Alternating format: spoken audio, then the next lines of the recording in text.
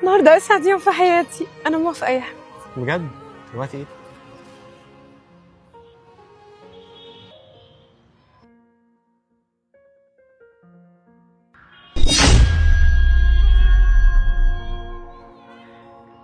هو مشغول ليه؟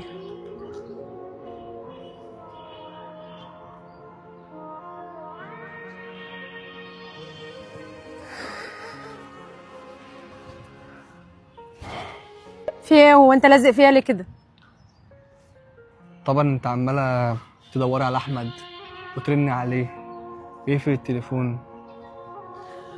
ما هو انت زي اي واحده عمل معاه نفس اللي عمله معاكي.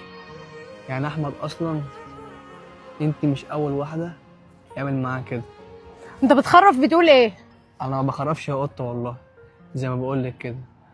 احمد زي ما اتجوزك كان متجوز غيرك، بس الفكره بقى انك عبيطه شبه التانيين. ضحك عليك بكلمتين بالجيتار بتاعه، في الاخر عمل اللي عمله وسابك وقفل تليفونه اكيد زي ما عمل مع غيرك. عايز اقولك على حاجه، ايه هي؟